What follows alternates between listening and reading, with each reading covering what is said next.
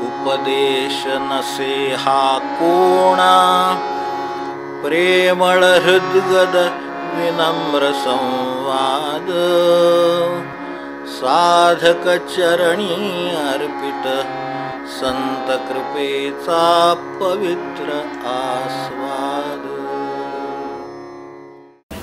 सद्गुरुनाथ महाराज की जय. जय रघुवीर समर्थ. ज्यांच्या कृपेने मुखी नाम येते, शब्दे जयांच्या समाधान टिकते, त्या ब्रह्मचैतन्य दयानिधी ते, साष्टांग मी वंदी का गर्जे. सद्गुरुनाथ महाराज की जय.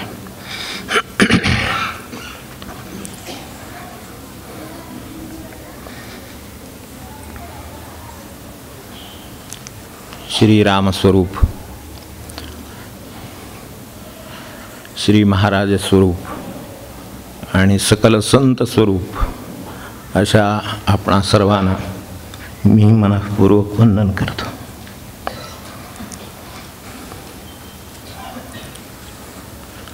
अकरा महिन्यांनी गेल्या वर्षी 7 फेब्रुवारीला आलो होतो, आज 6ला. 11 महिन्यांनी महाराजांनी त्यांच्या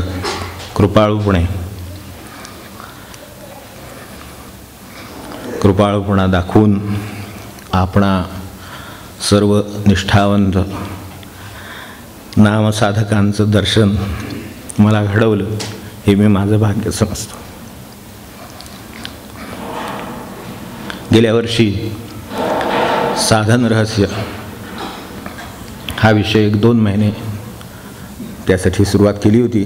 2 महिने झाले होते. त्यामध्ये थोडा काकड्याविषयी विचार केला, थोडा आरतीविषयी विचार केला आणि शेवटच्या फेब्रुवारीच्या निरूपणामध्ये पूजेचा थोडासा विचार केला. हे अगदी सोपे आपल्याला जवळकीचे असलेले विषय आहेत, माहितीचे आहेत. मी नवीन सांगावं असं काही नाही, याची मला अगदी नम्र जाणीव आहे. तरीसुद्धा काही थोडा प्रकाश पडला, काही थोडं रहस्य उलगडलं, कोणाला उपयोग झाला तर त्याचा आनंद आहे आणि त्यांनी ते तसं करा हे सांगितलं म्हणून हे आपल्यासमोर ठेवतो.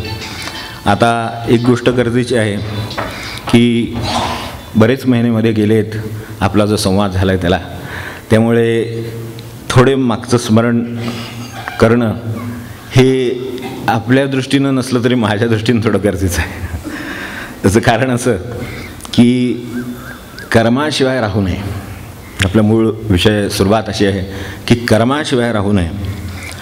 सामान्यांचा प्रपंचाचा काय किंवा उद्धाराचा काय मार्ग हा कर्माच्या जंगलातून जात असतो, एवढं लक्षात ठेवा. सामान्यांचा प्रपंचाचा मार्ग, उद्धाराचा मार्ग हे कर्मांच्या जंगलातून जातात.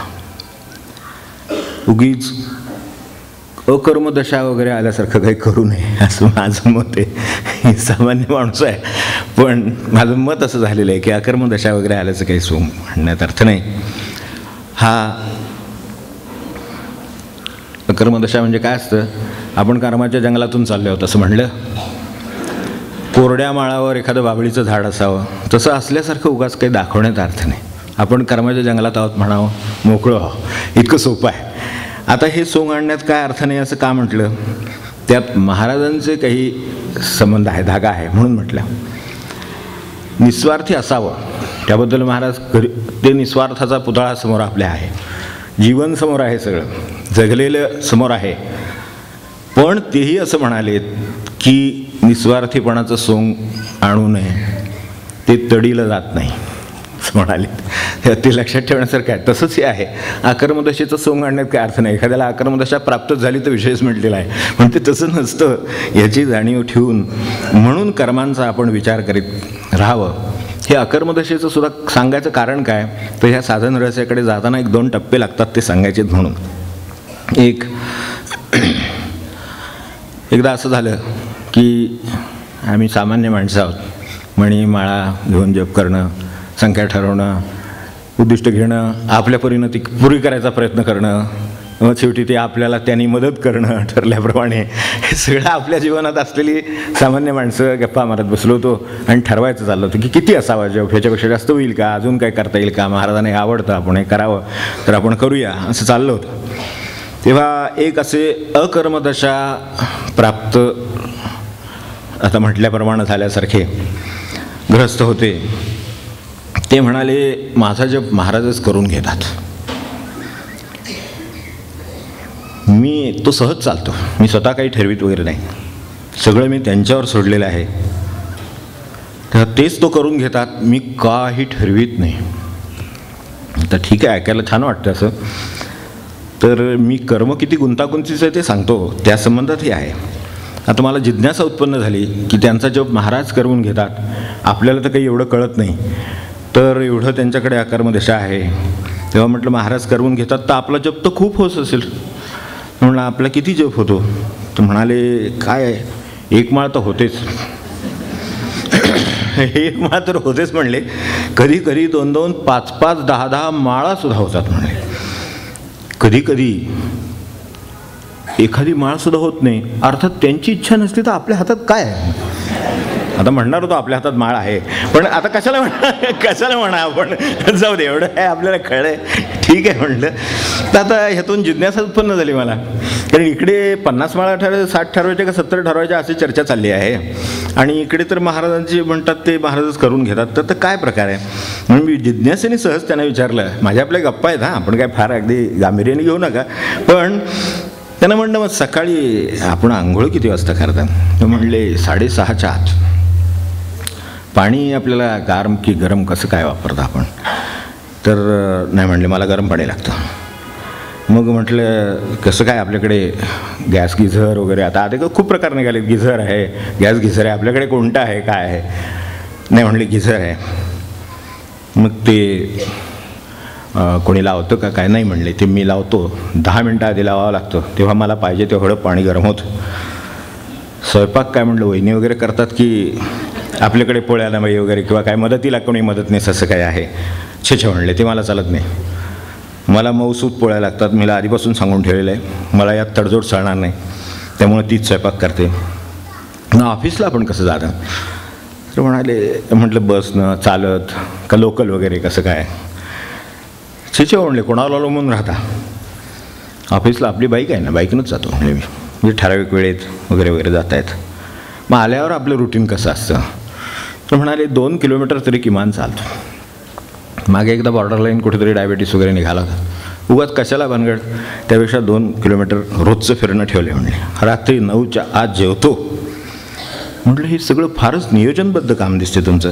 अर्थात त्यांच्या तब्येतीवरनी तसं वाटत होतं की हे सगळं नियोजनबद्ध असणार, पण तरीसुद्धा म्हटलं आपलं हे नियोजनबद्ध काम दिसते सगळं. तर ते त्यांनाही कौतुक वाटलं त्या गोष्टीचं. म्हटलं मग सहज असं म्हटलं की वा मग यातलं तर तुम्ही महाराजांच्यावर काहीच सोडलेलं दिसत नाही. समजा गार तर गार पाणी, गरम तर गरम पाणी, असं कसं होईल म्हणले, आपल्याला सर्दी होते ना. स्वयंपाकडीन पोळ्या समजा नाही केल्या चांगल्या, काय कच्च्या राहिल्या, जाड राहिल्या, काहीतरी राहिलंच ना, होतच. तर म्हणले पोटाला त्रास होतो ना, तसं नाही चालत मला. म्हटलं महाराजांच्यावर जर आपण सोपवलेलं आहे सगळं, तर महाराज पाटील ना पोटाचं काय असेल ते, सर्दीचं काय असेल ते, काय आहे कर्म गुंतागुंतीचं आहे. मला म्हणायचं आहे की ते कसं कुठे कोण कायदा लावत असेल ह्याची कल्पना येत नाही, ती अशी कल्पना येते, म्हणून मी मुद्दाम आपल्यासमोर हे उदाहरण ठेवलं आहे. तर म्हणाले नाही ते पोटाला त्रास होईल. म्हटलं महाराजांच्यावर सोपवलं तर सांभाळतील ना आपल्याला. तर किंवा समजा त्रास झालाच त्यातून, आता एकदा पेचंच आहे म्हटल्यानंतर, टाकायचंच आहे म्हटल्यानंतर स्पष्टच करावं म्हणलं की समजा जर अजून आपल्याला समजा पोटाला त्रास झालाच तर महाराजांची इच्छाच तशी आहे असं समजलं तर काय बिघडले, काही नसते की त्रासच व्हावा चला याला बाबा, एक दिवशी त्रास दिल्याशिवाय का सरळ जप करणार नाही म्हणा, किंवा काय म्हणायचं असेल ते म्हणा, आपल्याला काय म्हणायचं अधिकार नाही, महाराज काय म्हणतात ते. तर असंही असेल नसेल कशावरून, तर असं काही आहे का, असं कसं, असंच कसं करता येईल म्हणले, आपण आपली काळजी घेतली पाहिजे. आता मला एवढंच म्हणायचं आहे की ज्याला स्वतःच्या सुखसोयीतल्या पोटापाण्यापासून काहीच देवावर सोडता येत नाही, स्वतः त्यासाठी इतकं नियोजन करावं लागतं, त्यानं नामही देवावर सोडू नये, आणि ते सोडण्याचा त्याला अधिकारही नाही. त्याचं नियोजनही काम त्याचंच आहे. जर त्याचं पोटाचं नाही, गार पाण्याचं आणि गरम पाण्याचं नियोजन त्याचं आहे, 10 मिनटं की जर आधी लावावा लागतो, तर हे नियोजन त्याचं नाही का? मग हे नियोजन हा भाग त्याचाच आहे. कारण तो तर जास्त महत्त्वाचा आहे आणि जास्त उद्धाराचा आहे, उद्धाराकडे नेणार आहे. तर मग याला कर्मदशा म्हणता येईल का? किंवा ते महाराज करून घेतील, ते असं असेल तसं होईल असं म्हणण्यात अर्थ नाही. आणि हे म्हणायचं कारणही थोडंसं असं आहे, अगदी महाराजांचं आणि जवळचं सांगतो आपल्याला जे आहे ते आपल्याला माहीतच आहे ते, पण तरीसुद्धा अनुग्रह दिल्याबरोबर ब्रह्मानंदांना 3.5 कोटी जप कशाला करून यायला सांगितलं असेल? काहीतरी संख्यान मोज आहेच तिथे, थोडं काहीतरी त्याच्यावर आहेच सांगणं, की तेवढं शुद्धीकरणासाठी तेवढं गरज असेल, तेवढ्या उद्धारासाठी, उन्मन होण्यासाठी, ग्रंथीभेद होण्यासाठी तेवढी गरज असेल. काय असेल ती ज्याची त्याची असेल ते गुरु जाणतील. पण त्यातसुद्धा कुठेतरी 3 कोटीचा 3.5 कोटीचा संबंध महाराजांच्या स्वतःच्या बाबतीत आपल्याला त्यांनी ब्रह्मानंदांना दिलेला दिसतो. दुसरी गोष्ट अगदी जवळ आपल्याला माहीत असलेली, की एवढे महाराज त्यांच्या तोंडून बोलत आहेत, तरीसुद्धा महाराज काय म्हणाले की तात्यासाहेबांच्या बाबतीत, की तात्याचे साधन तात्याला करावे लागेल. अरे बापरे, ज्यांच्या तोंडून ते बोलायला तयार आहेत, ज्यांना आत्मज्ञानाचा स्पर्श आहे, त्यांना महाराज म्हणतात तात्याचे साधन तात्याला करावे लागेल. आणि असं जर असेल तर मग आपण प्रवचन तर सगळे वाचतोच आहोत, त्याचा अभ्यासही करतो आहोत, तर आपल्याला वाक्य येऊन गेलं आहे ना, की नामात थोडी तरी बळजबरी पाहिजे. मग आता त्या अकर्मदशेची सांगड कशी घालायची तेवढा आपण आपल्यावर सोडतो आता. म्हणून गरज पडली ही, नाहीतर गरज पडली नसती हा विचार करण्याची. तेव्हा आपली वाट कर्मांच्या जंगलातून जर जाते आहे, तर नाम कर्म समजून का होईना पण घ्यावं. कर्म समजून, माझं हे रोजचं कर्म आहे असं समजून घ्यावं. जशी मी आंघोळ करणार आहे, जसा जेवणार आहे, जसं मी फिरण्याची काळजी घेतो आहे, जशी त्या आजार येऊ नये म्हणून ते 2 किलोमीटर चालतो आहे, तसंच माझं हे काम आहे. 2000 जप असेल, 10,000 जप असेल, नाही तर काय ज्याचं असेल ते. तेव्हा मी कर्माच्या जंगलातून जातो आहोत. तर कर्माचं जंगल आहे हे शब्द मुद्दाम वापरला एवढ्यासाठी, की जंगलातून जातानाच चुकण्याची भीती जास्त असते. म्हणून तर एवढी शास्त्र निर्माण झाली, की जंगलात जाताना वाट चुकण्याची भीती असते. वाटा असतात, आडवाटा असतात, अशा पळवाटा असतात. आता सांगितलं काय आहे, दुसरं पळवाटच आहे, बाकी सगळे जर सरळ मार्ग आहे एवढं, तर मग इथेच तेवढं काय अडले, ही पळवाट आहे. तर अशा पळवाटा असतात आणि शुद्ध सोप्या साधनांच्या वाटासुद्धा असतात. जंगलातून वाटा नसतात असं नाही, नाही तर नुसते जंगलात लोक अडकून बसले असते. तर कर्मात आसनीकडे अडकून बसलेले, कर्मातून पार झालेली कित्येक माणसं आहेत. संत महापुरुष तर लोकांना वाट दाखवून गेलेले, ती गोष्ट वेगळीच. पण स्वतः वाटेनं चालून, घालून दिलेल्या वाटेनं, सावधगिरीनं चालून पुढे गेलेली किती माणसं आहेत. मग त्यांचा जर विचार आपण केला क्षणभर, तर मग आपल्याला या ज्या साधनांच्या वाटा आहेत त्या समजून घेण्याची गरज लागेल. आणि त्यातही पुन्हा ह्या आडवाटा पळवाटा ही जी सगळी त्या जंगलातली सवय आहे किंवा त्यामुळे होणारे परिणाम आहेत, त्यामुळे या ज्या वाटा दिलेल्या आहेत, जी साधनं दिलेली आहेत, जसं गेल्या वेळेला पूजा पाहिलं तसं यावेळेला एका साधनाचं रहस्य पाहायला आहे. प्रत्येक गोष्टीचं रहस्य पाहावं असं महाराजांनी म्हटलेलं आहे. हे सुद्धा पदार्थ म्हणून सांगत नाही, पण महाराजांनी एका ठिकाणी म्हटलं आहे की परमार्थ भरपूर दिसतो, पण परमार्थाचे रहस्य कोणात दिसत नाही असं म्हणाले. काय असेल परमार्थाचे रहस्य कोणात दिसत नाही, या संदर्भात त्यांनी 3 गोष्टीकडे लक्ष वेधलेलं आहे. त्याकडे मी आपलं एकदा लक्ष वेधतो. आपलं गेलेलं असेल तर पुन्हा उजळणी झाली म्हणून सोडून दिलं तरी चालेल. एक, की महाराज म्हणले परमार्थ भाषेत राहिला आहे. भाषेत परमार्थ राहिला, ही जी भाषा आहे की नाही ती इतकी मार्मिक आहे की सगळ्यात सोपा विषय जर कोणाचा बोलायचा असेल, प्रपंचाचं सोडलं तर, प्रपंचाचा विषय बोलायला सोपा असो, तर त्यामुळे तो सोडला तर अधिकारवाणीन बोलण्यासारखा दुसरा काय विषय असेल तर परमार्थ आहे. तर तो परमार्थ भाषेत उरला आहे म्हणले फक्त. हे एक. दुसरं, परमार्थी लोकांचं वागणं निदान पारमार्थिक आहे का असं महाराज म्हणाले. अरे बापरे, महाराज म्हणतात तेव्हा इतकं बोट ठेवलं असतं, बरोबर मुद्द्यावर बोट ठेवलं असतं. एक भाषेतलं बोलले, एक दुसरं बोलले निदान. ते म्हणले पारमार्थिक म्हणजे निदान प्रयत्नशील तळमळीचं तरी असेल, त्याला करावं असं वाटतंय, हरकत नाही, होत नसेल पण करावं असं वाटतं. ही गोष्ट किती महत्त्वाची आहे. आज करावं असं वाटत नाही आणि केलं पाहिजे सगळ्यांनी असं म्हणणं, ह्यात खूप फरक आहे. ते भाषेतलं आहे, सगळ्यांनी मिळून हे केलं पाहिजे तसं नाही आहे. हे मी करतो आहे किंवा माझे एवढे प्रयत्न चालू आहेत आणि त्यात मला थोडंसं हे कमी पडतं आहे किंवा माझं असं ठरवलं त्यात थोडं मला जमलं नाही, हे ठीक आहे, हा वेगळा विषय चालू शकेल. पण निदान प्रयत्नशील किंवा तळमळीचा आहे का. आणि तिसरं लक्ष वेधलेली गोष्ट आपल्यासमोर ठेवतो, ती म्हणजे साधनाच्या नावावर व्यवहार किंवा प्रपंच होत आहे का पहा, असं म्हणाले. साधनाच्या नावावर व्यवहार किंवा प्रपंच होत आहे का हे एक पहा म्हणाले. तेव्हा हे सगळं जर पाहायचं असेल तर एक एक साधन घेतलं पाहिजे आणि त्याच्यात ह्यात काय आहे ते पाहिलं पाहिजे, आणि त्यालाच आपण रहस्य पाहणं असं म्हणतो.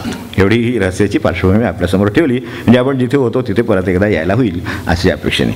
तर आज आपल्यासमोर एका सोप्या साधनाचा विचार मी ठेवतो, प्रयत्न करतो, ते म्हणजे दर्शन. मला दर्शन झाल्याने मला कृतज्ञ वाटलं.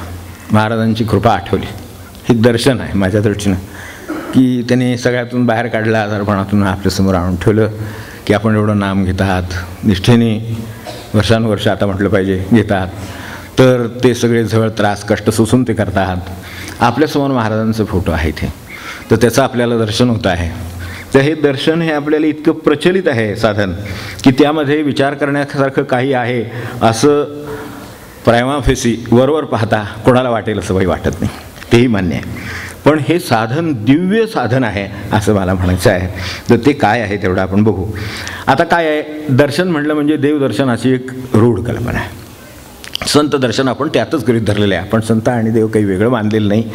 तर त्या अर्थाने म्हणतो की आपल्याला दर्शन माहितीच आहे, देवदर्शन. त्या देवदर्शनाची सध्याची स्थिती काय आहे, साधन म्हणून स्थिती काय आहे, असा आपण विचार केला की काय बघायचं आहे ते लक्षात यायला सोपं होईल. म्हणून आपल्यासमोर ठेवतो की साधन म्हणून स्थिती काय आहे. तर देवाला जातो पण सवडीप्रमाणे जातो. कधीकधी घरात वेळ जात नाही म्हणून जातो. कधीतरी कोणाकोणाचे वार असतात त्याप्रमाणे ते वारानुसार जातो. काही वेळेला घरात कंटाळा आला, कुठं फिरायला जायचं, तर मग देवळात जाऊ म्हणून जातो. दर्शनाचं साधन चाललेलं आहे आपल्याला साधन करायचं आहे. तर आपण आता काय करतो आहोत त्या सगळेच नव्हे, पण कोणाचं असेल ते इकडे इकडे पाहायला तर लक्षात येईल. काही वेळेला घरातल्यांना कंटाळा आला म्हणून सुद्धा आपण आता बाहेर जावं, किंवा घरातल्यांचा कंटाळा आला म्हणून बाहेर जावं, तर आता देवदर्शनाला जावं, असंही साधन होतं. ते दर्शनाचं साधनाची अवस्था कशी झाली आहे ते बघण्यासारखं आहे.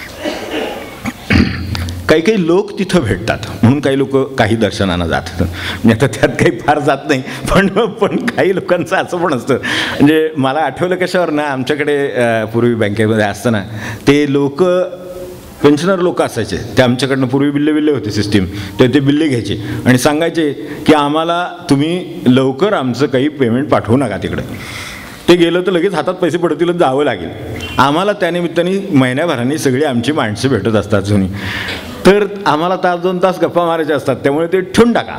हा अनुभव आपल्याला असेल ज्या जुन्या काळातली ज्या मंडळींनी कामं केली असतील त्यांना, तर तसं ते चांगलं आहे. मी म्हणतो एक वेळ त्यांच्या काही गप्पा गोष्टी असतील, पण देवदर्शनात हे कुठनं आलं हे काय मला माहिती नाही. तर देवळात काही लोक त्यावेळेला येतात, ते भेटतात म्हणून जाणारे लोक आहेत. तर अशी देवदर्शनाची अवस्था झाली.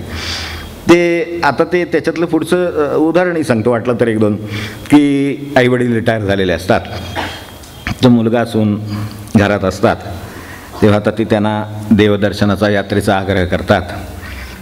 काशी रामेश्वर वगैरे काय असेल ते, मग ते तयार होतात. काय 10 दिवसाची वगैरे टूर असते, 15 दिवसाची, मग त्याला तयार होतात. मुलं सांगतात आम्ही तुमचं तिकीट काढतो वगैरे. मग त्यात पुन्हा ती पत्रकं वगैरे असतात. ते पत्रकात लिहिलं असतं की काशी रामेश्वर विथ कन्याकुमारी वगैरे असं काहीतरी अलीकडे असतं. तर ते विथ त्रिवेंद्रम कन्याकुमारी वगैरे असं काहीतरी असतं त्याच्यात. तर मग तुम्ही असं का करत नाही, त्याला का जात नाही ह्याच्यापेक्षा. तेव्हा आईवडिलांना वाटतं पुंडलिकासारखा मुलगा आहे आपल्याला एवढं देवदर्शन होतं आहे, तर कन्याकुमारीचं सुद्धा व्हावं असं ह्याला वाटतं. त्याला वाटतं आणखीन 5 दिवस तेवढेच पडतात. नंतर रागू नका कोणी, पण काय वाटतं त्याला वाटते आणखीन 10 दिवस जाणारच होतं आणि 5 दिवस गेले तर शांतता इकडे पण. लक्षात येत ते एवढं का आपल्याला का जोडतोय आणि 10,000 का भरायला तयार झालाय, तर हे काही लक्षात येत नाही. अगदी श्रावणबाळ पुंडलिक वगैरे असं आठवायला लागतं त्यांना. आणि ते म्हणतात तू म्हणतोस चालेल कर तू तसं, आमचं रिझर्वेशन कर. आणि काय आहे घरात सुद्धा असं व्हायचं कारण असतंच त्याला. कारण रेल्वेत बसले की नाही की पहिल्या स्टेशनवर पोचले म्हणजे पहिल्या गावी कुठे ते, की तिथून फोन करतात की जेवलास का, भाजी कुठली केली होती. आता आपण देवदर्शनाला पैसे मुलांनी भरले, एवढी सोय 15 दिवस करून दिली. मी म्हणतो जाऊ दे, त्याचं स्वास्थ्य आपल्या लक्षात नाही आलं ते सोडून देऊ क्षणभर, पण निदान एवढं तरी त्यांनी केलेलं आहे ना आपल्यासाठी. मग आता तिथून पण ते म्हणजे इथं जे करतात ना, ज्याच्यामुळं ते त्यांना तिकडे देवदर्शनाला पाठवले, तर तेच आहे ते की भाजी कुठली केलीस, मग तू नीट जेवला ना, मग त्याला पिंटू चिंटू कोण असतो त्याला जेवायला घातलंस ना, तो शाळेत गेला ना, मग ते रोज तीच भाजी करू नको. किती बारीक सारीक मुद्दे असतात आणि ते जात नाहीत डोक्यातनं. नामाला जागा आहेच कुठं, ती नामाला जागा मिळत नाही, ती त्यामुळे मिळत नाही. हार्डडिस्क सगळी भरलेली आहे असं झालेलं. ती रिकामी गेल्याशिवाय हे भरणार नाही तिथं. तर ते हे सगळं असतं, रोज तिची भाजी करू नको, सगळे व्हिटॅमिन्स गेली पाहिजेत तिथून तेवढ्या जोरात. कुठं असतील त्या स्टेशनवरनं, म्हणजे असतात कुठं काचेपर्यंत पोचलेले असतात, पण तिथून ते व्हिटॅमिन्स सगळी गेली पाहिजे, ते मिनरल्स गेली पाहिजे, ते आमकं गेलं पाहिजे. तुझं ते दूध फुटत असेल तर त्याचं पनीर कर, त्यात आयरन नाही काय ते आयरन म्हणतात, ते काय म्हणतात ते असतं वाटतं का काहीतरी असं वाटतं, मग ते त्याचं ते देतेच तर करून. त्या सासूबाई वगैरे सगळं असं काम कार्यक्रम करीत असतात. आता मला सांगा ह्या देवदर्शनाचं काय आता ते पुढे शेवटी मग आता शेवटचे 5 दिवस राहिले म्हणजे मग ते फोनचं आता माहिती होतात वेळा साधारण, मग तो कोण उचलत नाही. उचललं तर ते भाजीचं वगैरे काय ते विचारलं, दूध नाही नव्हतं गेलं वगैरे असं विचारलं, असलं काहीतरी विचारायला लागले. म्हणजे मग काय करून मोठमोठ्याने आढळ काय ऐकू येत नाही म्हणून ठेवतात शेवटी खाली. मग आता काय करणार ते तरी, तेव्हा असं होतं. आणि मग यायच्या आदल्या दिवशीपासून 2 दिवस आधीपासून सुरू होतात फोन, गाडी अमुक वाजता पोचते, स्टेशनवर येता येणा, गाडी घेऊन या, सामान बरोबर वाढले, ते हे झाले, सामान वाढलेलं असतं, ते चिंटू पिंटू घरातले सगळे शेजारी पाजारी कोण असतात त्यांना काय काय आणलेलं असतं वगैरे. मग जातात स्टेशनवर त्यांना आणायला, मग मळके कपडे, केस पिंजारलेले, मग बॅगा, सामान ते वाढलेलं, ते सगळ्यांना आणलेले वस्तू, मित्रांपर्यंत सर्वांच्यासाठी खरेद्या. आणि उतरल्या कोणी असतील तर सासूबाई वगैरे कोणी असतील तर क्षमा करा, पण उतरल्या आधी सुनबाईंना विचारतात, आज आम्ही येणार आहे, दूध जादा घेऊन ठेवलं आहेस ना, आणि घेतलं असलंच तर ते पुन्हा तापवलंच का, आमची गाडी 3 तास लेट झाली आहे. त्यामुळं तिथं दारातच सुरू करतात ते. त्या ह्याच्यातनं उतरतानाच ते सावरून धरून ते रेल्वेच्या ह्याच्यात प्लॅटफॉर्मवर उतरणं म्हणजे किती कठीण असं आपल्याला माहिती आहे. आता मला सांगा, ते विश्वेश्वर, ते रामेश्वर, ती कन्याकुमारी वगैरे जे काही देवदर्शन असेल आपलं, त्या देवानी काय करावं, दर्शनाने काय करावं, आणि हे ज्यांनी घालून दिलं त्या साधनाने त्यांनी काय करावं आता मला सांगा. तर ही सगळी अशी अवस्था आहे. तर या अवस्थेत आपल्याला या साधनाकडे बघायचं आहे. तेव्हा आता जाता विषय निघाला म्हणून ते पण सांगतो. एक असंच बाई होत्या, त्या देवदर्शनाला जातात. आपलं शंभू महादेव दर सोमवारचं शंकराला देवळाला दर्शनाला जायचं. गेल्या वाटेत गेटवर त्यांची मैत्रीण भेटली एक, आणि बरेच दिवसांनी ती भेटली. ती गावाला गेली होती, बहुतेक अशीच कुठेतरी देवदर्शनाला गेली असावी. तर आता काय आली ती, बरेच दिवसांनी 15 दिवसांनी भेटली म्हटल्यानंतर आता 2-1 सोमवार मधला गेला. त्यामुळे आता एवढ्या दिवसांनी मग जीवाभावाच्या गोष्टी, मग पहिल्या सुनेचं सगळं सांगितलं, काय झालं मधल्या 15 दिवसात, कशी वागली, काय सांगितलं होतं मी, काय केलं, खरं काय करायला पाहिजे, कळायला नको का वगैरे सगळं झालं. आणि मग ती निघाली, तर तिच्याबरोबर त्याही निघाल्या, बोलत आल्या घरी. आणि घरी आल्या आणि मग जवळ आल्यावर म्हणाल्या, आता दुसऱ्या सुनेचं तुम्हाला पुढच्या सोमवारी सांगेन, किंवा असं करते, उद्या तुम्ही येणार आहे ना देवीला मंगळवार, तेव्हा उद्या तुम्ही येणार आहे ना, तर तिथे दर्शनाच्या वेळेला तुम्हाला सांगते असं म्हणले. आणि आत गेल्याने त्यांना एकदम देवीचे दर्शन म्हणल्यावर त्यांना आठवण झाली, दर्शन राहिलंच की. काय सांगावं, मायबाप फळ करा. पण खरं आहे की खरोखर दारात गेल्यावर आपण ते काय झालं, ती मैत्रीण आतून आली होती आणि ह्या गेटवर होत्या, तर ती दर्शन घेऊन आली होती. भेट झाल्यानंतर काय दुसरं कुठलं आठवते, काय दर्शन देव कुठला, काय त्या असं करत तिथे गेल्या. तेव्हा काय आहे, देव पुढच्या सांगेन मंगळवारी म्हणल्यावर आठवण झाली. आणि मग काय करावं, मग घरात गेल्या. देवापुढं ते असतं ना, चाळुंका असतात किंवा हे असतात, ते काहींच्या तिकडे त्या पिंडी पण असतात पूजेमध्ये. तर गेल्या, हातपाय धुतले, पिंडीला देव तिथे ते निरांजन वगैरे लावलं. मग संध्याकाळचं आपलं ते ह्याला नमस्कार केला शंकराला. आणि नाहीतरी म्हणाले, काय देव सगळीकडे एकच आहे की. म्हणलं भाषेत परमार्थ राहिलाय महाराज. म्हणजे काय असेल हे, म्हणजे महाराजांना कसं कळलं असेल हे सगळं की हे बरोबर आहे आणि असं होणार आहे, हे त्यांना कसं कळलं असेल. तेव्हा आता आपण या साधनावर जरा विचार करावा. आता विचार करून बघा की मला याबद्दल काय म्हणायचं आता सांगतो. की दर्शन हे परमार्थाला जे अभिप्रेत साधन म्हणून आहे ते आता राहिलं आहे का. की त्याचा सांगाडा राहिला आहे. एक सांगाडा असतो, एक आउटलाईन असते, त्यामध्ये अनेक गोष्टी भरलेल्या असतात. त्या आउटलाईन म्हणजे काही घर नव्हे. आपण जेव्हा आउटलाईन ती उभी करतो प्रत्यक्ष आणि त्याप्रमाणे जेव्हा बांधकाम सुरू होतं मग सगळं मग आपण आता ही हे केवढीही आउटलाईन आहे, ही कागदावर दाखवली ती एवढीशी आहे, बरोबर आहे. पण ती ज्यावेळेला भरली जाते त्यावेळेला त्यामुळं असेल नसेल तर तोपर्यंत तो सांगाडा आहे फक्त. तेव्हा या दर्शन या साधनाचं साधन म्हणून राहिलं आहे की सांगाडा म्हणून राहिला आहे हा आपण विचार करावा.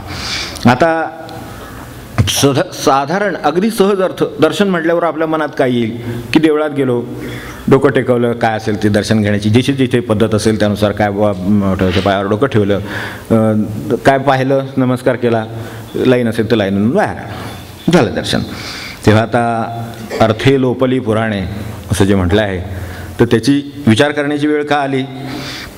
तिकडे बोलण्यात परमार्थ झाला आहे, नाशकेला शब्दज्ञाने ते त्या बाजूला झालं आणि इकडे अर्थे लोपली पुराणे असं इकडे झालं. तेव्हा देव दिसला याबद्दल मला काय म्हणायचं नाही आहे, पण दिसणं, बघणं, पाहणं, दर्शन घेणं आणि दर्शन होणं ह्यातले फरक लोपले. अर्थे लोपली पुराणे म्हणजे हे लोपलं. आता आपण क्षणभर आपण विचार करून बघावं की आपण दर्शन घेतो म्हणजे काय. डोळ्याने जे होतं डोळ्यांनी दिसतं, डोळे उघडले देवासमोर उभं राहिलं, आपल्यासमोर महाराज आहेत, आपल्याला महाराज दिसत आहेत, दर्शन होतं आहे की नाही मी अजून काही सांगत नाही, आपण विचार करून पहा. डोळ्यांनी दिसतं आणि दृष्टीने दर्शन होतं. जेव्हा डोळ्याने दिसतं, बघायला किंवा दिसायला डोळे पुरतात, पण दर्शनाला ज्ञान लागतं. दर्शनाला ज्ञान लागतं, ज्ञानाला भाव लागतो आणि भावाला एक दृष्टी लागते आणि मग त्या दृष्टीनं दर्शन होतं. असा क्रम आहे. माझ्या दृष्टीनं आपल्यासमोर क्रम ठेवला, आपण दर्शनाच्या क्रमाचा प्रत्यक्ष विचारही करू म्हणजे आणखीन लक्षात येईल, सोपं होईल वाटलं तर. की दिसायचं असेल, डोळे उघडे ठेवले, दिसलं, महाराजांसमोर आलो डोळे मिटले नाही, डोळे उघडले, त्यामुळे समाधीचं असेल, महाराजांचं याचं असेल, मूर्तीचं असेल, दर्शन झालं. डोळे उघडे होते म्हणून दर्शन झालं, ते बरोबर आहे. असं याला आपण दर्शन म्हणतोय, पण हे दिसले, महाराज आपल्याला दिसले असा त्याचा अर्थ झाला. दर्शन झालं की नाही बघायचं आहे. अजून बघण्यामध्ये डोळे उघडले तर आहेतच, पण काहीतरी हेतू आहे. दिसणं आणि बघणं याच्यामध्ये काय फरक आपल्यासमोर ठेवायचा आहे तर त्यामध्ये हेतू आहे, त्याला दिशा आहे आणि काहीतरी योग्य अशी कृती आहे. हेतू आहे, दिशा आहे आणि कृती आहे पुढे, ते बघणं आहे. दृष्टी येणं म्हटलं मी आत्ता, ते दृष्टी येणं हे काय आहे तर हे सगळं तर बघण्यामध्ये आलेलं आहे, ते आहेच. हेतू आहे, कृती आहे, दिशा आहे, योग्य कृती आहे, हे सगळं आहे, पण त्याच्याचबरोबर निवडही आहे आणि अर्थ लावणंही आहे त्याचा सगळ्याचा. मग दर्शन घेणं आहे. दृष्टी आली की मग दर्शन घेता येतं. तेव्हा दर्शन घेणं म्हणजे मग हे जे सगळं केलं त्याचा परिवर्तनासाठी प्रत्यक्ष वापर केला. तो परिवर्तनासाठी वापर केला की दर्शन झालं. तोपर्यंत आपण पाहतो आहोत, दिसतं आहे एवढंच. ते 40पर्यंतच घ्यावं, कारण 40 नंतर पुन्हा लांबचं दिसत नाहीसं होतं. आधी दोन्ही दिसतात, 40 नंतर लांबचं दिसत नाही, जवळचं दिसत नाहीसं होतं, म्हणून जवळ जर गेलं तर दिसत नाही, लांब धरलं तर ते दिसतं. पेपर नाही का वाचत लोक, 40 नंतर असं होतं की देवाचं लांब धरून वाचावं लागतं. तेव्हा कदाचित देवापासून लांब होऊन कदाचित दर्शन घ्यायची वेळ येईल, तेव्हा ते वेळेतच केलेलं बरं, त्याही दृष्टीने विचार केलेला बरा. म्हणजे ते मी आता त्यात वह्याच्या ह्याच्यात जात नाही, पण हे एक आहे. आता दृष्टी आली तर दर्शन होईल, पण दर्शन घ्यायला त्याच्यात आलेल्या दृष्टीचा परिवर्तनासाठी ज्याने वापर केलेला आहे त्यांना दर्शन घडतं. आता हे जे दर्शन व्हायचं आहे ते जर दर्शन घडायचं असेल, दर्शन मिळायचं असेल तर त्यासाठी मात्र त्या दर्शनामध्ये आणखीन कृपा लागते. ती कृपा आली की दर्शन घडतं. आपण घेतो आणि काही वेळेला घडतं. आपल्याला कल्पना असेल की काही वेळेला गोष्टी घडतात, आपल्याला केलेल्या दिसत नाहीत पण तरीसुद्धा त्या घडतात. चांगल्या गोष्टी आयुष्यामध्ये, एखादं संत दर्शन घडतं, एखादा सद्ग्रंथाचं दर्शन घडतं, तर अशा अनेक गोष्टी घडतात. तर त्यावेळेला त्यात कृपा वावरते. तेव्हा हे सगळं आहेच, अधिक कृपा वावरली तर दर्शन मिळणं म्हणजे काय किंवा दर्शन त्यांनी देणं म्हणजे काय याचं आपल्याला समोर स्वच्छ होईल. आता मी हे फक्त तांत्रिक सांगितलं, उदाहरणही पाहू. की आता मी म्हटलं की दिसायला नुसते डोळे उघडे ठेवले चालतं, बघायला काय लागेल तर हेतू लागेल, दिशा लागेल, कृती लागेल. ते असलं तर त्याला बघणं तरी म्हणता येतं.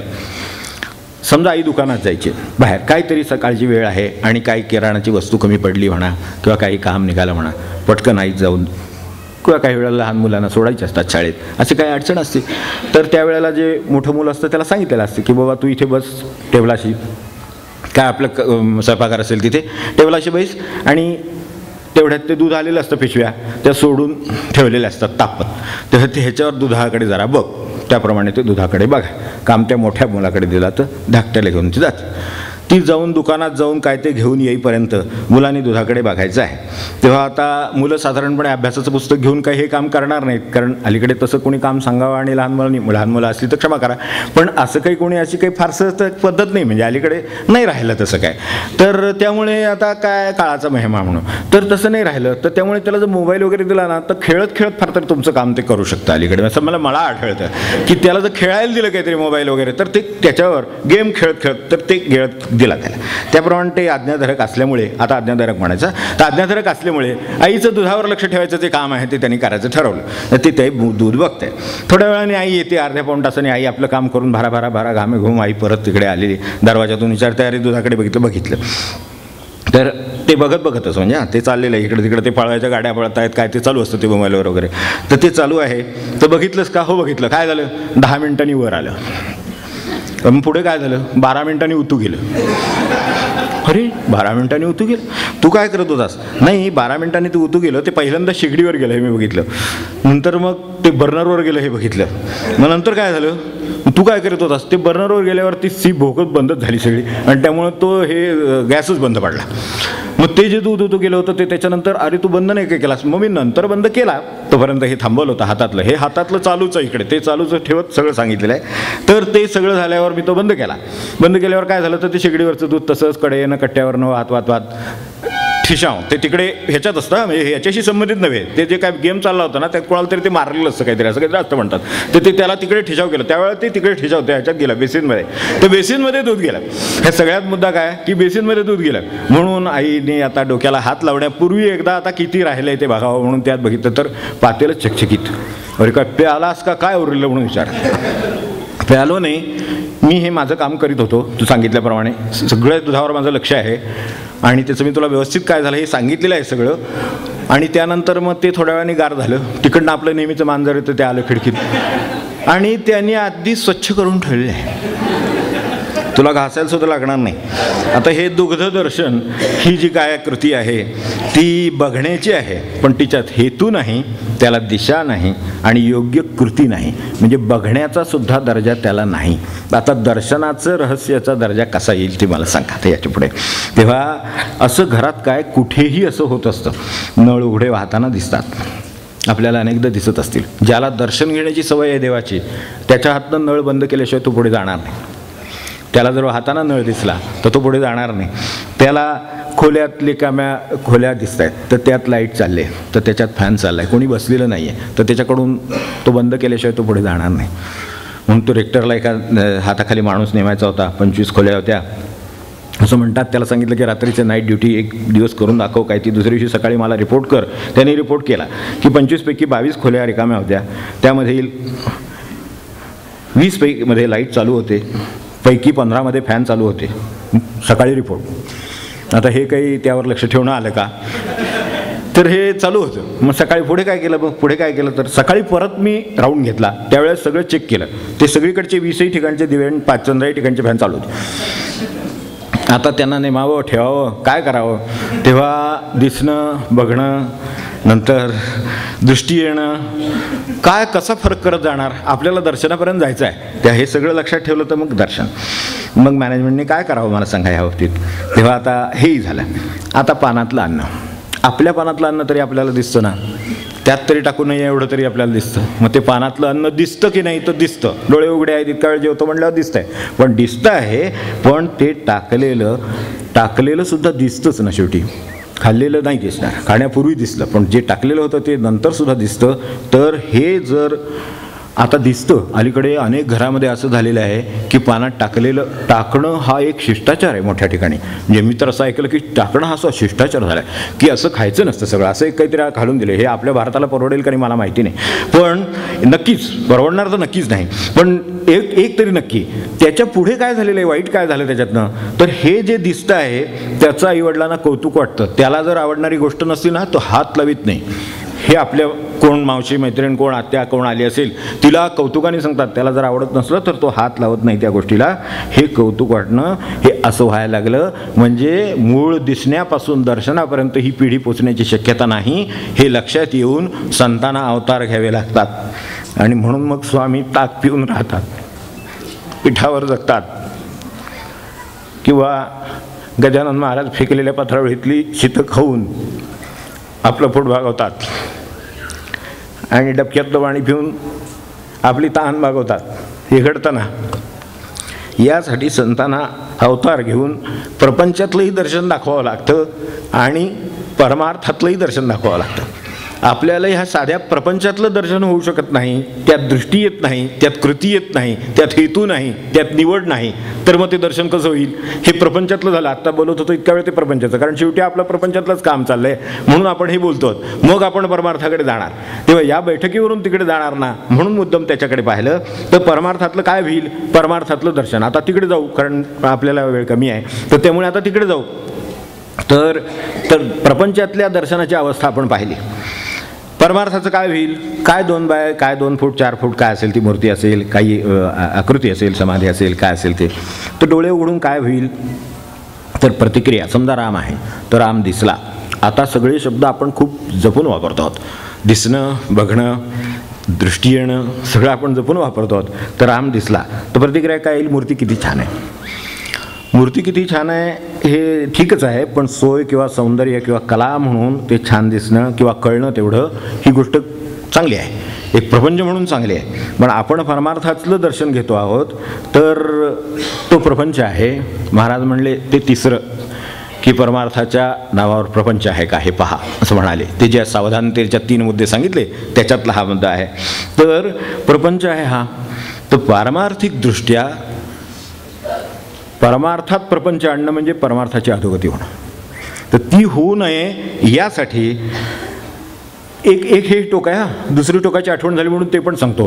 काही न नुसतं पाषाण, काय संगमरावर, काय ते एवढंच दिसतं, त्याच्यापेक्षा आहेच काय त्याच्यात, असा प्रश्न विचारणारी पिढी आणि लोक आलेत आता.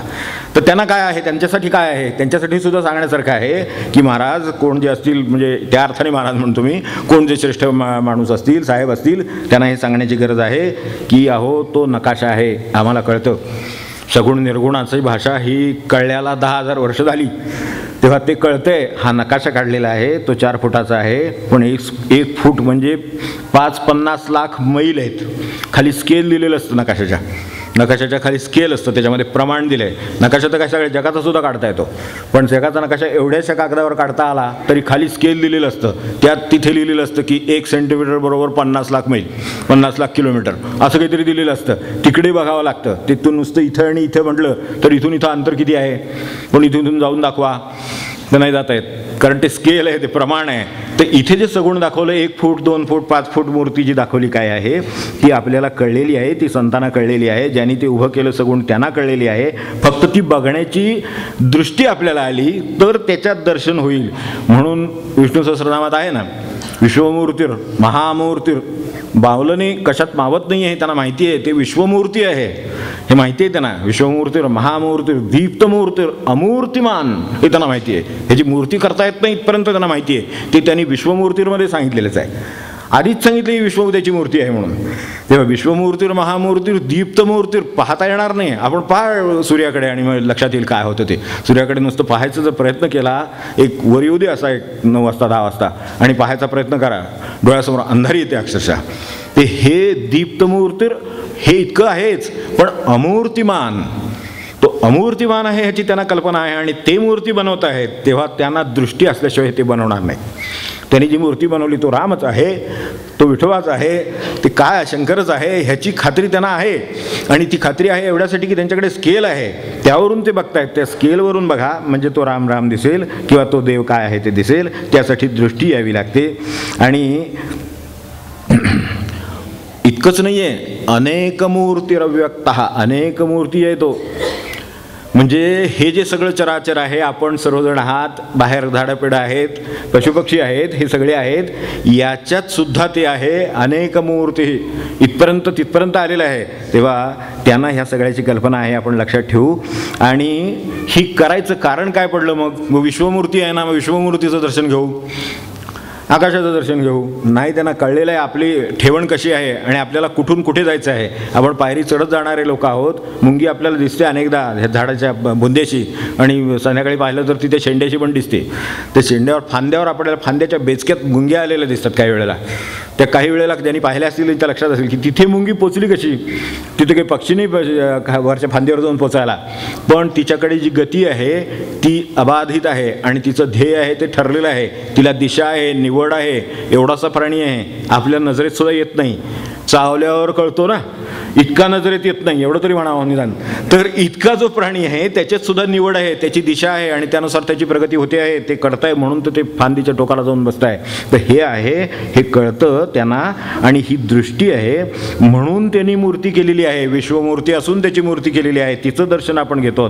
माझं समजा अशी कल्पना करा की काश्मीर ते कन्याकुमारी समजा एखाद्याच्या डोळ्याच्या नजरेतच येत असतं तर नकाशे कशाला काढले असते मग. इतकं सोपं आहे.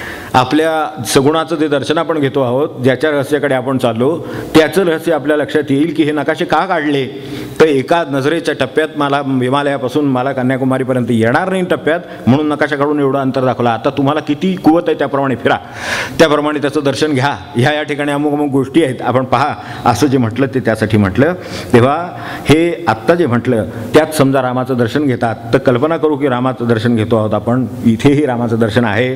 तर त्यात काय दिसतंय आपल्याला, ती दृष्टी येणं हे जे म्हटलं ते एवढ्यासाठी म्हटलं की रामाकडे बघितलं तर मूर्ती तर दिसतेच, ती रामाची आहे तर पहचान आपल्याला आहे, ते आपल्याला ओळखते. पण तरीसुद्धा आपल्याला काय दिसायला हवं आहे जे ह्यात अभिप्रेत आहे दर्शनामध्ये, निवड आहे, अर्थ लागणं आहे. राम पाहिला ना, मग काय दिसलं, त्याग दिसला का पराक्रम दिसला का निरपेक्षता दिसली का कर्तृत्व दिसलं का जडजीवांच्यावरचं प्रेम दिसलं, काय दिसलं, राम दिसला म्हणले आपल्याला. तेव्हा मग दर्शन झालं. दर्शन केव्हा, ज्या वेळेला हे सगळं दिसलं तेव्हा. आणि एवढ्यावर नाही, हे सगळं फक्त मला दिसलं की रामा तो तू थोर आहेस हे मला मान्य आहे, पण एवढ्यावर माझं दर्शन संपत नाही. दर्शनाचं रहस्य ह्याच्यात आहे की रामा मी यातलं काय घेऊ, यातला मी त्याग घेऊ का काय पराक्रम घेऊ, माझ्या परिस्थितीत मला काय शक्य आहे. जडजीवावर प्रेम करणं शक्य आहे, ठीक आहे ते घेतो. निरपेक्षता सांभाळणं शक्य आहे, ती घेतो. काय शक्य आहे मला त्याच्यातलं ते मी तुझ्याकडून घेईन. तर यातलं मी काय घेऊ आणि काय होऊ, हा काय होऊ शब्द मी अत्यंत जपून आणि प्रामाणिकपणे वापरतो एवढ्यासाठी की महाराज एका ठिकाणी असं म्हणालेत की रामाची मूर्ती अशी दिसली पाहिजे, असं दर्शन झालं पाहिजे की रामाचं होऊन राहावं असं वाटलं पाहिजे. होऊन राहावं असं वाटणं हे महाराजांना दर्शन अभिप्रेत आहे. रामाचं होऊन राहावं असं वाटलं पाहिजे. मला सांगा, आपल्याला फॅन बंद पडला तर चिडचिड होते, वनवास से झेपेल म्हणून विचार करून पाहावा की रामाचं होऊन राहावं असं वाटणं हे रामाचं दर्शन आहे असं महाराज म्हणाले. ते किती व्यापक असेल आणि आपल्याला कळण्याची किती गरज असेल याची कल्पना आपल्याला यावी म्हणून हे मुद्दाम महाराजांचं सांगितलं. महाराजांचं दर्शन आपण घेतो. काय याच्यावरून आपल्याला दिसत असेल मला माहीत नाही, पण मला पाहिलं म्हणजे तात्यांचं म्हणणं आहे ना की नजर देवत नसे, असं म्हणत तात्या की महाराजांच्या नजरेला नजर देवत नसे. बरोबर आहे एका अर्थाने की त्यांच्यासमोर जायची सुद्धा कठीण वाटेल. खरं सांगायचं तर काय आहे, आपल्या अंगात स्वेटर आहे, एवढे कपडे कपडे लत्ते आहेत, घरात साड्यांचा नंबर लागत नाही. मी कोणाबद्दल म्हणत नाही, एकंदरीत सांगतो जीवन परिस्थिती अशी आहे आजची की त्या शर्टाचा किंवा त्या ड्रेसचा नंबर लागणार नाही अशी परिस्थिती आहे.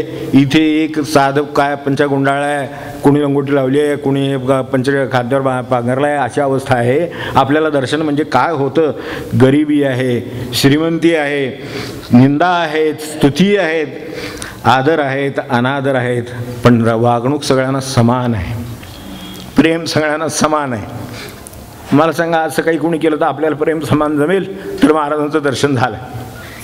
तेव्हा असं आपल्याला काय करता येईल, अखंड अविरत कष्ट आहेत, अत्यंत साधेपण आहे, आपल्याला काय साधेपणातलं स्वीकारता येईल? आपण विचार करून बघू मनाशी. तर दर्शन झालं. दर्शनाचं रहस्य हे की मी ते व्हावं असं वाटावं, त्यासाठी प्रयत्न करावेत, हे दर्शन. हे दर्शनाचं रहस्य. या दृष्टीने विचार केला तर महाराजांच्याकडच्या साधेपणा आपल्याला जमेल. घरावर तुळशीपत्र ठेवलं आहे, आपल्याला जमेल? आपण काय जमेल अशासाठी नाही, पण विचार करून पाहायला तर दर्शन म्हणजे काय एवढं तरी लक्षात येईल. बाबा महाराजांचं दर्शन घेऊन आलो, बट ठीक आहे, निदान ते सहीला खिशातलं पेन मागतात कुठेतरी, तर आपण बाजूला उभे राहतो, त्याची सही झाली की देतोय की नाही वाटतं की नाही? मला सांगा, घेतलंय सहीला. मी खूप वेळा असं पाहिले की ते पेन 2 रुपयाची का 5 रुपयाची वस्तू असेल, अशा 1000 वस्तू तो घेईल, पण तिथे अडकतं का नाही मला सांगा. आणि तिथे घरावर तुळशीपत्र आहे. घरावर तुळशीपत्र ठेवण्याची गरज नाही, पण वृत्तीनं काय असावं ते कळण्याची गरज आहे, एवढं नक्की. दर्शन जर असेल तर महाराजांच्या दर्शनामध्ये उपदेश आहे. काय काय घेऊ आपण त्याच्यातलं मला सांगा? निस्पृहता आहे. किती मला सांगा, आज बिनकष्टाचं काय मिळेल का ह्याच्यावर ज्याच्या त्याची नजर आहे. बिनकष्टाचं काय होईल का? बिनकष्टाचं नाही. महाराजांचं म्हणणं आपण वाचलेलं आहे, आपण ऐकलेलं असेल, पण दर्शन घेताना त्याचं स्मरण झालं तर उपयोग आहे. की कुणी माझ्या उशाशी लाख रुपये आणून ठेवले तरी ते मी विष्ठेसारखे बाजूला करीन आणि कष्टाची भाकरी खाईन. म्हणजे काय तयारी असेल ह्याची कल्पना आपण करा. की कष्टाची नाहीत तर ते बाजूला ठेवीन आणि कष्टाची भाकरी आहे ती खाईन आणि त्याच्यावर राहीन. तर दर्शन आहे, नाही का? मग दर्शन वगैरे काहीतरी भाषा आपल्याला म्हणता येईल. तेव्हा असं जर दर्शन व्हायला लागलं तर मग प्रल्हादाला खांबात का झालं आणि खांबातून व्यक्त झालेल्या अवतारात सुद्धा हिरण्यकश्यपूला का होऊ नये याचा उलगडा आपल्याला होईल. त्यांचं झालेलंच काय व्हायचं, ते आपल्याला उलगडा व्हायचा आहे, तो व्हावा म्हणून हे सगळे प्रयत्न आणि आपल्यासमोर ठेवलेलं आहे. तेव्हा दर्शन हे जेव्हा साधन म्हणून बनतं, त्याचं रहस्य आपल्याला समजून घ्यायचं असतं. त्यावेळेला आपण हे लक्षात ठेवू की त्या दिसण्याला आपल्या कृती आहे का? दिसणं तर आहे, डोळे उघडले की आपल्यासमोर मूर्ती येणार, आपल्यासमोर काय महाराजांचा फोटो आहे तो येणार. तो आला की त्याच्यापुढे काही कृती आहे का, त्याला हेतू आहे का? मी दर्शन घेतो आहे, माझा हेतू आहे का काही त्यांच्याकडून गुण घेण्याचा? दास म्हणे रघुनाथाचा गुण घ्यावा. आपलं पदरचं म्हणून नाही, त्यांचं सांगतो की दास म्हणे रघुनाथाचा गुण घ्यावा. तेव्हा कोणावर आपण असे उपकार केलेले आहेत? कुठल्या त्यांच्या पराक्रमाला आपण कवटाळणार आहोत किंवा तो स्वीकारणार आहोत? कोणत्या निस्पृहतेला त्यांच्या स्वीकारणार आहोत? आपण आपल्या मनाशी विचार करून पाहावा आणि हे दर्शन घ्यावं. हे दर्शन आहे. तेव्हा कृती आहे, हेतू आहे, त्याच्यामध्ये दिशा आहे. मी यासाठी आलेलो आहे आणि हे मी घेऊन जाणार, याच्यातला हा गुण घेणार आणि त्याचा प्रयत्न करणार. त्यामुळे त्यात सुद्धा निवड असते. 10 गुण आहेत महाराजांचे. कदाचित परिस्थितीनुसार आज मला त्यातला एखादा गुण, आज मला माझी परिस्थिती आहे, त्यांची त्या काळातली परिस्थिती असेल, तर ह्या परिस्थितीतला मला आज घेण्यासारखा माझ्याकडे पुरता एवढासा गुण असेल, साधेपणा असेल, तो मी माझ्या जीवनात स्वीकारला असेल समजा, तर माझा साधेपणा मी गुण घेऊन चाललेलो आहे. त्यानं माझ्याबरोबर 2 माणसांचं कल्याण होणार एवढं विसरू नका. गुण असेल तर त्यांनी कल्याण झालं पाहिजे, हे गुणाचं लक्षण आहे.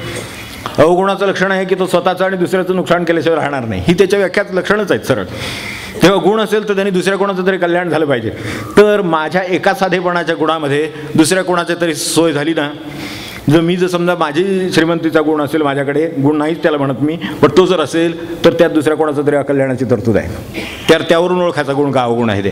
तर महाराजांचा समजा साधेपणाचा एक गुण निवड आहे शेवटी. म्हणून म्हटलं दर्शनामध्ये हेतू आहे, दिशा आहे, निवड आहे, अर्थ लावणं आहे. महाराजांचं दर्शन घेतो याचा अर्थ काय आहे तर ते लावणं आहे, त्याचा उपयोग आहे, तो पचवणं आहे आणि मग आपल्यात होणारं परिवर्तन आहे. तेव्हा ज्याचं पर्यवसान शेवटी आपलं स्वतःचं दर्शन होण्यात होतं ते खरं दर्शन. आपलं स्वतःचं दर्शन होतं, अरे मी असं आहे, हे असे आहेत, हे दर्शन. महाराजांचं दर्शन घेतलं की महाराज असे आहेत किंवा राम असा आहे, विठोबा असा आहे आणि मी असा आहे, असं काही जर झालं तर दर्शन झालं. म्हणजे ह्याच्यात एका परीनं त्यांचं दर्शन आहे. आता हेच दर्शन डोळे उघडले तर जीवनामध्ये बाहेर होईल. त्याला मी जीवन दर्शन असं म्हणतो. ते झाडात होतं, मूर्तीत तर होतंच, झाडात सुद्धा होतं, पानात होतं, फुलात होतं, कशातही होतं. फळाचा त्याग फुलाकडे पाहावा, ह्याच्याकडे पाहावा, झाडाकडे पाहावा आणि शिकावा की फलत्याग म्हणजे काय. इतक्या कष्टाने फळ यायचं, त्याची सगळी निगराणी करायची आणि फळ कोणीतरी घेऊन जायचं. आपण कितीतरी ठिकाणी याची फुलझाडं लावलेली पाहिली असतील, अत्यंत कष्टाने त्या फुलाची वाढ सुरू असते. त्याला काही कष्ट होत नसतील असं अजिबात समजायचं कारण नाही. आपण एखादं काम करतो त्यावेळेला किती कष्ट होतात त्याची आपल्याला कल्पना असते. तीच कल्पना आपण पाहावी तिथे की त्या ठिकाणी फूल येतं, कोणीतरी येतं आणि घेऊन जातं. काय करतं ह्याच्याशी सुद्धा फुलझाडाला देणं घेणं नाही.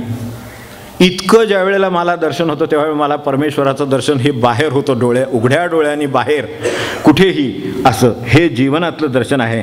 तेव्हा जर आपल्याला डोळे उघडे ठेवायचेच असतील तर आपल्याला बाहेर, मग ते माणसात होईल, कशातही होईल, पशुत होईल, पक्षात होईल. आपण गाईच्या डोळ्यातली करुणा पाहिली की नाही मला माहिती नाही, मी पाहिली आहे. आपण पाहिले असेल तर गाईच्या डोळ्यात करुणेचं सागर असतो अक्षरशः. जर पाहिलं तर लक्षात येतं की किती करुणामयता त्या डोळ्यामध्ये भरलेली असते. वाचा नाही आहे, आपण आज बोलतो आहोत, केवळ आपल्याला केलेली कृपा आहे आपल्यावर म्हणून आपण हे बोलतो आहोत. मग आता माझं बोलणं, महाराजांचं बोलणं खुपत नसेल, दोष सांगितलं तरी खुपला नाही कधी, असं महाराजांचं वैशिष्ट्य होतं. की कोणाला दोष बोलला तर आज आवडतो का नाही आवडत. घरात पहा आपण किती घडतं, यामुळे रामायण किती घडतं, ऑफिसमध्ये किती घडतं, धंद्यात किती घडतं, व्यवसायात किती घडतं बाहेरच्या, हे आपण पहा. पण महाराजांनी दोष सांगितलं तरी खुपत नसे अशी भाषा असेल म्हणजे वाचेचं काय तप केलं असेल याची आपल्याला कल्पना येईल. ठीक आहे, मी ते तरी घेऊन जाईन कारण वाचा तर आहे. तेव्हा त्या ठिकाणी येऊन काय घेऊन जायचं यासाठी आपल्याला जर बघायचं असेल तर दर्शन होतं. मग ते रामाचं घ्या, कशाचंही घ्या, काय माझं त्याबद्दल म्हणणं नाही. मी क्षणभर दर्शनाबद्दल आणखीन 1-2 विचार आपल्यासमोर ठेवतो की अनेकदा डोळ्याने दिसतं इथपासून आपण सुरुवात केली. आपण आपल्या डोळ्याने आपल्या इकडे तिकडे प्रपंच पाहावा, अंगणात बसावं, आपल्या असेल अंगण असेल, काय समजा गच्ची असेल, काय असेल ते पाहावं की बिल्डिंग आहे किंवा हे बांधलेलं आपण घर आहे, काय बंगला असेल, आपलं कर्तृत्व असेल, काय शेतीवाडी असेल, काय असेल ते विहिरी असतील, अमका असेल तमका असेल, काय जे असेल बजून पसरलेलं सगळं आहे. हे सगळं दिसतं आहे. बाहेर गाडी लावलेली आहे, काय प्रसिद्धी आहे, पैसा आहे, काय इस्टेट आहे, काय ते दिसतंय, रानं दिसत आहेत, गावं दिसत आहेत, सगळं दिसतंय. पण मला सांगा, हे ज्याच्या प्रकाशात दिसतं आहे तो आपल्याला दिसतो का? त्याच्याकडे किती लोकांचं लक्ष आहे की हे घर दिसतंय तुमचं, पण तिकडे सूर्य उगवला आहे म्हणून ते दिसतंय. मावळा तर दिसत नाहीसं होत, रान आहे पण सूर्य मावळा तर दिसत नाहीसं होत आहे. तर हे जे माझं कर्तृत्व ज्याला मी म्हणतो ते कोणाच्या तरी प्रकाशात आहे एवढं तरी जाणीव तरी मला होईल दर्शनामुळे की अरे हे सूर्य उगवला आहे, तो प्रकाशतो आहे, त्याचे किरण त्याच्यावर पडलेत म्हणून हे घर दिसतंय, म्हणून हे कर्तृत्व दिसतंय. काय ज्याला आपण म्हणायचं ते म्हणा. तर दृश्यते अनेन इति, जे दिसतं ते दृश्य आहे, पण त्यानं जे घडतं ते दर्शन आहे. जे दिसतं ते डोळे उघडलं की दिसतंच, तेव्हा जे दिसतं ते दृश्य आहे, पण त्यानं जे दिसतं ते दर्शन आहे. अगदी साधं म्हणजे हे सगळं घरदार वगैरे सगळं जे काय आहे ते जे आपल्या घरी काय असेल, आपल्याकडे कर्तृत्व ते ज्याने घडतं ते सूर्याने दाखवलं म्हणून दिसलं, तर त्याचं घडलं तर दर्शन आहे. हे जे सगळं आहे ते दृश्य आहे. तेव्हा सूर्यापर्यंत आपण गेलो, अजून पुढे गेलो नाही, तेव्हा तेही जावं असं माझं मत आहे. आपल्याला जे आपण आजवर जे काय केलं असेल तर त्याकडे पाहिलं तर कदाचित हा सूर्यसुद्धा दृश्य ठरेल, पण आपल्या जीवनातलं गुरूंचं जे स्थान आहे, त्यांचं जे कर्तृत्व आहे, त्याचा प्रकाश सगळ्यावर पडलेला आहे म्हणून ते दिसतं आहे. मी आधी सूर्याचं मुद्दाम सांगितलं, मग गुरूंचं सांगतो. गुरूंचं एवढ्यासाठी की त्यांची नजर होती, माझीच तिकडे लक्ष नव्हतं. असे किती माणसं असतील मला कल्पनासुद्धा करवत नाही, कारण तीच सांगतात. त्यावरून कळतं की आमच्या आयुष्यात महाराजांचं स्थान होतं हे आम्हाला कळायला 50 वर्ष लागली, कोणाला 60 वर्ष लागली, कोणाला 70 लागली, की महाराज कधीपासून सांभाळत आहेत याची कल्पना आम्हाला खूप उशिरा आली. मग ते जे काय आहे ते आता महाराजांचं दर्शन ते व्हायला लागलं. हे दृश्य आहे, ते व्यवस्थित चाललेलं आहे, प्रसंग आले, ते निभावले, ते गेले, त्यातून बाहेर आलो, अमकं झालं तमकं झालं, हे दृश्य झालं. त्या दृश्याने ज्यांचं दर्शन झालं ते आता दर्शन, ते आपले गुरु. तर ते महाराज, तेव्हा दर्शन कशाचं घ्या, रामाचं घ्या, अगदी डोकं टेकून घ्या, मुखदर्शन घ्या, कळसाचं दर्शन घ्या, कसलंही दर्शन घ्या. आपल्याला जे दर्शनाचं रहस्य पाहिजे आहे ते जर हवं असेल तर ते इकडे आहे, ते ह्या कशात नाही आहे. हे फक्त त्याचे डोळे उघडून घेतलेलं दर्शन आहे. आपल्याला अभिप्रेत आहे ते दर्शन वेगळं आहे, ते कशाचंही घ्या. आता शेवटी फक्त एवढंच सांगतो की आपली वेळ बरोबर संपत आली, 5-2 मिनटं राहिली. बाहेर डोळे उघडे ठेवले, दर्शनाचे 2 आणखीन प्रकार सांगून ठेवतो. डोळे उघडे ठेवले तर दर्शन होतं, म्हणजे हे सगळे विचार करू ना, दिसणं, बघणं वगैरे सगळं, अगदी दृष्टी आली, दर्शन झालं. कदाचित घडेल ती आपल्या हातातली गोष्ट नाही, पण निदान दर्शन घेण्यापर्यंत आपण जाऊ. तर बाहेर प्रेमाचं दर्शन होईल, सद्गुणांचं दर्शन होईल, त्याच्यात दर्शन होत आहे आता. त्यामुळे त्याचा माझ्याशी काहीतरी संबंध आहे, मी निवड केलेली आहे, त्यातला जो गुण माझ्यात येणं शक्य आहे, रघुनाथाचा गुण घ्यावा. तसं महाराजांचा एक गुण मी घेतला, साधेपणा घेतला आहे. काय ठीक आहे, कोणाचं अंतःकरण न दुखवणं घेतलंय, काय जे घ्यायचं आहे ते घेतलंय, प्रसिद्धी विमुक्ता घेतली, काय काय घ्यायचं आहे आपल्याला ते घेतलं आपण. तर ते घेतल्यानंतर होतं ते परिवर्तन, ते माझ्यातलं परिवर्तन म्हणजे खरं दर्शन. तेव्हा हे डोळे उघडून घेण्यासारखं आहे. आणि जर डोळे मिटले तर आत्मदर्शन आहे. हेही सांगताना पुन्हा महाराजांचा आधार आपल्याला माहिती असेल की 7व्या अध्यायामध्ये आपल्याला येऊन गेला असेल, सद्गुरू लीलामृतामध्ये आपण त्याचा अभ्यास करतच असाल तर, अंतरी पहावे जग कैसे आहे ही ओवी गेली असेल आपल्याला. कधीतरी डोळे मिटून पाहावं, अंतरी जग पहावे कैसे आहे, मग होतं ते आत्मदर्शन. तेव्हा तिथपर्यंत हे जावं अशी अपेक्षा आहे. मग त्याच्यात खोल खोल खोल, जसं इकडे खोल खोल गेलो ते दृष्टी, मग ते निवड, ते अमकं करत जसं मुळाच्या दर्शनाशी गेलो, तसं तिकडे आत खोल खोल गेलो तर मग स्वस्वरूपाचं दर्शन आहे. डोळे मिटले, नसली दृष्टी तरी आत्मदर्शनाला खंड नाही. म्हणून आपल्याला हे दर्शन घेऊन शेवटी आत्मदर्शनापर्यंत यायचं आहे, हे त्यातलं खरं. कारण शेवटी ही दृष्टीसुद्धा शेवटी उणावेल, पण आत्मदर्शनाची दृष्टी उणावणार नाही, कारण ती चक्षुवर अवलंबूनच नाही, अंतःचक्षुवर अवलंबून आहे, बाह्यचक्षुवर चर्मचक्षुवर अवलंबून नाही, चामड्याच्या ह्या डोळ्यांच्यावर अवलंबूनच नाही. त्यामुळे ते मिटले तरी ते आत्मदर्शन आहे आणि स्वस्वरूपाचा आनंद आहे, त्याला खरं दर्शन घेता आलं. आता मी म्हटलं की रामाचं घ्या, महाराजांचं घ्या, समाधीचं घ्या. समाधीचं दर्शन घेतो आपण, पण मला त्याच्यावर फक्त 1 मिनिट समारोपाचं रहस्याचं विचार मांडतो आणि थांबतो. श्रींच्या समाधीच्या दर्शनाचं रहस्य आपल्यासमोर असावं, असेलच. मी काय सांगणार, आपण मोठी माणसं आहात, अनेक वर्षे आहात, वावरलेले आहात, नामं घेतलेले आहात, विचार केलेले आहात. पण मला असं वाटतं की देहात प्राण असेपर्यंत, गुरुच्या आज्ञा आहे ना, देहात प्राण असेपर्यंत निस्वार्थीपणे अविरत रामकार्य तर करीनच.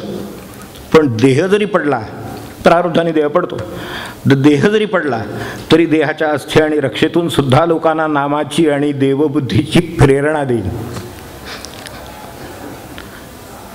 ह्या तळमळीचं दर्शन समाधीमध्ये होतं. आपल्याला दर्शनाचं रहस्य हवं असेल समाधीचं तर इथे आहे की देह पडला तरी सुद्धा त्या देहाच्या अस्थी आणि रक्षेतून सुद्धा लोकांना नामाची आणि देवबुद्धीची प्रेरणा देत राहीन. अशा तळमळीचं ते दर्शन आहे. एवढं लक्षात घेऊन जर दर्शन घेतलं तर मग समाधीच्या दर्शनाचं रहस्य कळलं. मग हे साधन, मी सुरुवातीला म्हटलं थोर साधन आहे दर्शन, हे असं का म्हटलं ते आपल्याला माझ्या परीनं मी सांगितलं, मोडकं तोडकं आपण समजून घ्यावं तर ते साधन होईल. आणि मग आपल्या जीवनात त्या नामाची आणि देवत्वाची ओढ लावायला ते समाधी दर्शन कारणीभूत होईल किंवा महाराजांचं दर्शन कारणीभूत होईल. मग त्यासाठी झीज आणि प्रयत्न घडतील, मग परिवर्तन घडेल. हे समजून आपण, हे सगळं समजून आपण समाधीचं दर्शन घ्यावं आणि एरवीही दर्शनाचं साधन ते समजून करावं आणि ती कृपा आपण करावी. आणि महाराजांनी ही कृपा करायची सर्वांना बुद्धी द्यावी, एवढी मी त्यांना मनोभावाने प्रार्थना करतो. जानकी जीवन स्मरण, जय जय राम. पुढचा पहिला रविवार 6 मार्चला त्यांच्या कृपेने आपल्याला संवादाचा योग आला. तर पुढील साधनाचा विचार करू. सद्गुरुनाथ महाराज की जय. जय रघुवीर समर्थ.